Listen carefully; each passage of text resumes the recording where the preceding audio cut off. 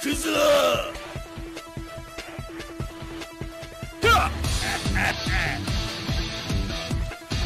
Genocide Kata!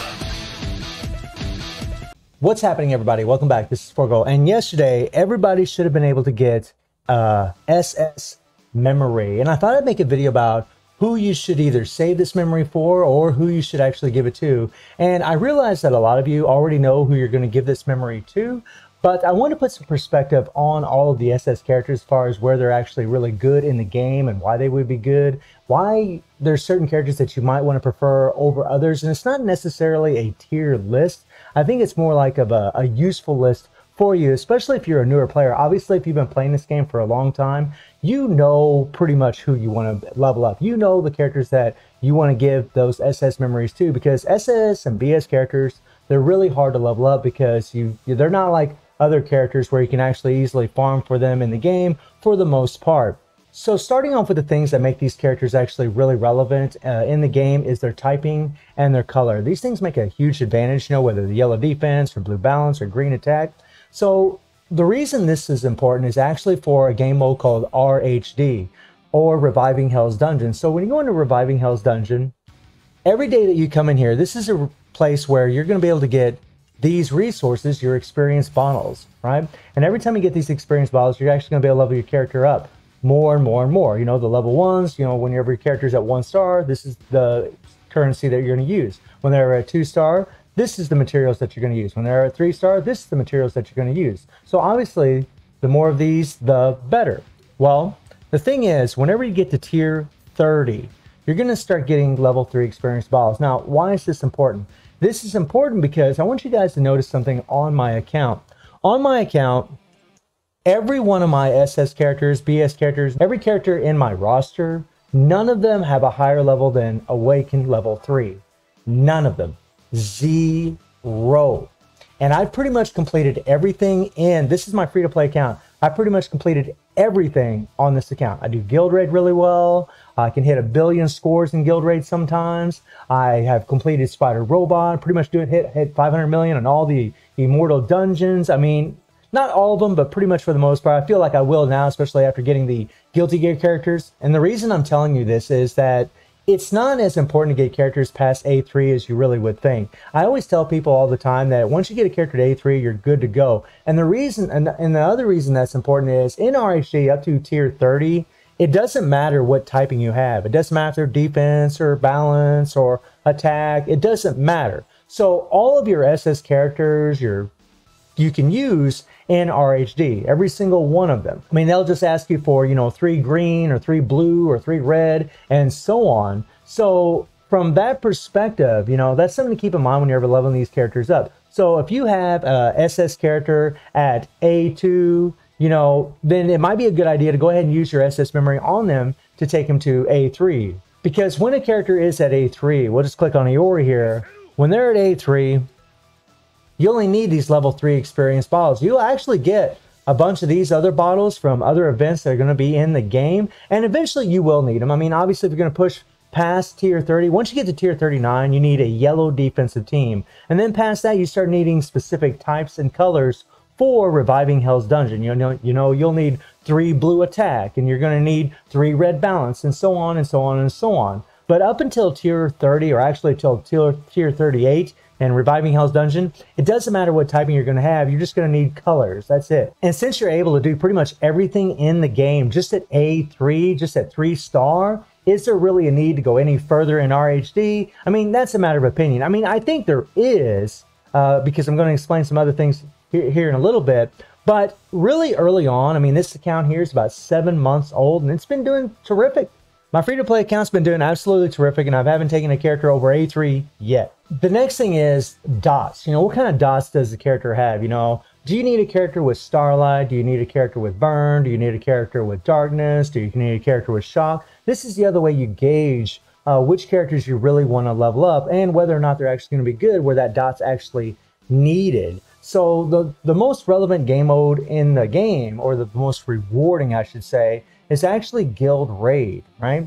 This is where the most rewards are at, because you get these loot boxes in here where you can actually get double attack imprint stones. This is the only place in the game where you can actually get a double attack stone. And what I mean by double attack stone is if you click on here, go to Lunatic, click on that box, these are double attack stones. You see the attack here, and then they increase a certain type of fighter, and they give a certain dot. The very, very powerful stones. Sometimes these stones are even better than like collaboration stones that we actually get, which is pretty phenomenal, guys. But I mean, there's all kinds of other rewards in them, but that's the thing that people always try to go for. They want those double attack stones, and the higher the level you can go, the better stones you actually can get. You know, you're going to need to get certain scores. So expert and lunatic's really kind of the gauge. I mean, people do play hard a lot, but really these three, hard, expert, and lunatic, are where people actually like to play in lunatic. And against Rugal, you know, burn, lots of characters that burn, so it's not as relevant as a dot as, say, something like darkness, right? So if you have an SS character that applies darkness like King,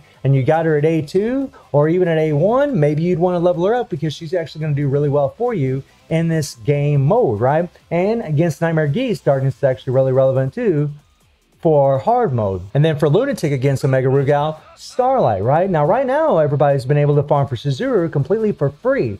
Now, it's going to depend on your luck as far as how far you can actually go with that character, but you might get lucky. I mean, guys, I'm already going to get her to A2 on my main account. I haven't spent one dime, I haven't bought any of those packs, and I'm already going to be able to get her to A2. And against Nightmare Geese, she could get almost 300 million just at A1, at 1 star, which is pretty phenomenal, guys. That's a pretty insane score. So from that standpoint, maybe you want to look at another character. Maybe you need darkness, maybe you need shock. You know, shock's the dot you're going to need for lunatic against Nightmare Geese. You know, what characters do you have with shock? I mean, you have to weigh out your options as far as which characters would actually be better. And also, I mean, obviously your favorite characters, you know, whichever your character is your favorite, the most fun to play. If that's how you play the game, then go for that. So I've established that if you have a character at A2, and you can take them to A3. If you just only need one memory to take them to A3, that might be the character that you want to level up. If you want to save that memory and try to, because the game does give, you know, SS memories through certain events for free. It doesn't happen super often, but the game is more generous about giving away SS memories than they are BS memories, which is actually a really good thing for all of us. And the other thing that I want to note is, you know, as far as SS characters concerned, the Guilty Gear characters and the DOA 6 characters are actually pretty awesome for one big reason. And that is because they actually have these card sets that are available for them that are just OP, right? They have these insane card sets that offer, whoops, let me click on that, that offer a ridiculous amount of CP. Like this Guilty Gear set here is just nuts. And we got a little bit of delay here. And the DOA 6 set here is nuts. So if you have this set or you have the Guilty Gear set, that's something else to think about, because the more CP your character has, the more rubies you're actually going to be able to get, because in the game we have another game mode called Chapter of Fight. And in Chapter of Fight, right here, this is a game mode where you're going to get 100 rubies for every 5 stages that you do. You can do 5 stages every single day, and once you do those 5 stages, you can actually get 100 rubies, which is awesome, guys. You can get 100 rubies every day. So if I do this and I clear up to stage, I clear stage 20, I'll get 100 rubies.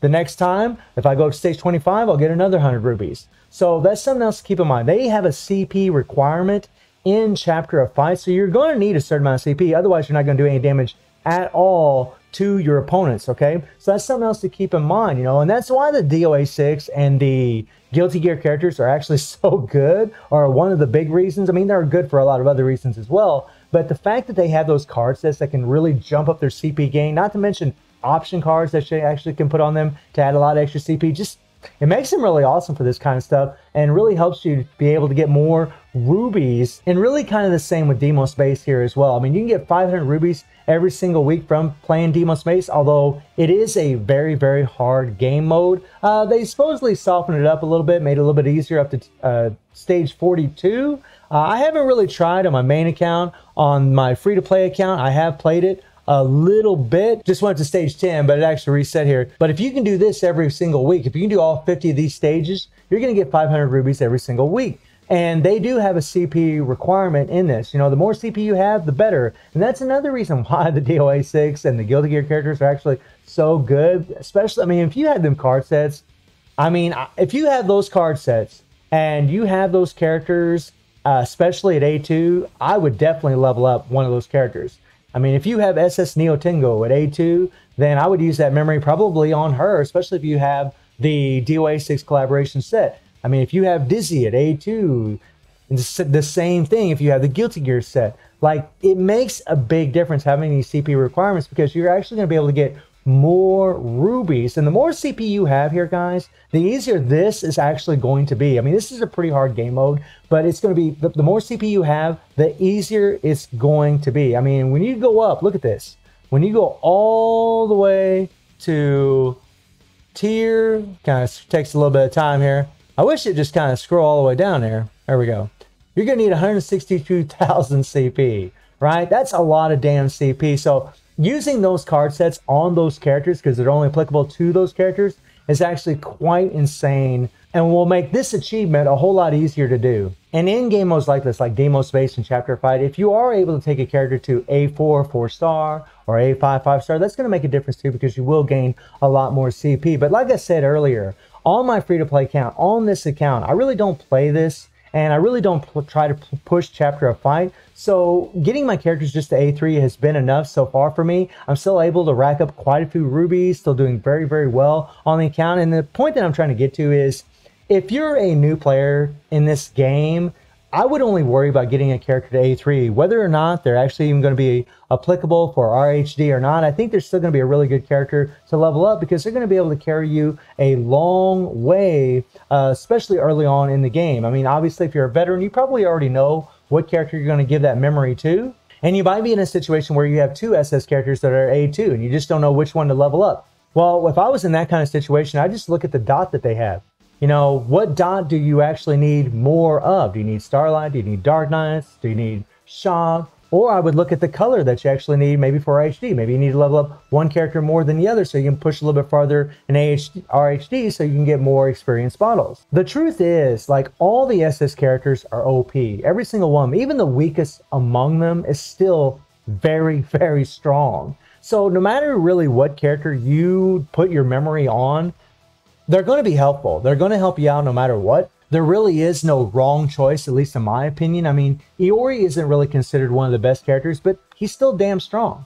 He still has burn, he still has darkness, and he can still do really well with this character. He has an insanely long 3PG. He's a great character. Kula and Kay, they don't really get a lot of love either, but they're actually very, very strong characters, especially Kula. Kula's actually got some very good damage.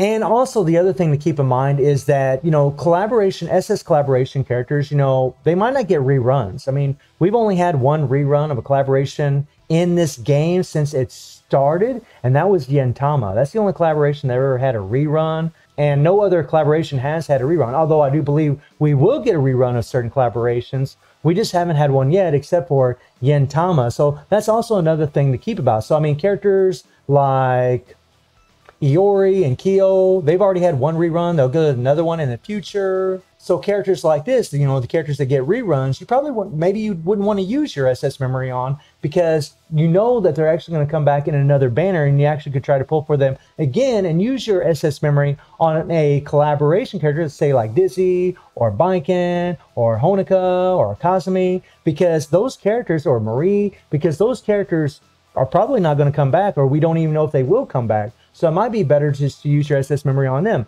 There's a lot of different ways that you can actually look at this as far as what character is actually the best. I mean, I would look at, personally, I would just look at what character do you really need? You know, what character is going to help you push further in the game, whether it's in RHD, whether it's in guild raids, whether they're a collaboration character and you got the card sets. I mean, seriously, guys, if you got those card sets on collaboration characters, those are the characters I'd really be trying to focus on leveling up, because they really are going to help you get more rubies in Chapter Fight and get more rubies in Demo Space. But I just wanted to put some perspective on the characters that maybe you want to try to give your SS memory to. Maybe you just want to save it and just, you know, wait until we get another SS memory, or we get another combined system where we can combine memories to get another SS memory, and then maybe you could level up another character. I mean, maybe you have a character at A3 right now, and you have this memory, and if you get another memory, you'll be able to take that character to A4. Maybe that's what you want to do, and you just want to save your SS memory. I mean, that's all good too. So hopefully I've opened up a pathway for you to decide on who you actually should give your SS memory to. Again, guys, they're all really, really strong characters.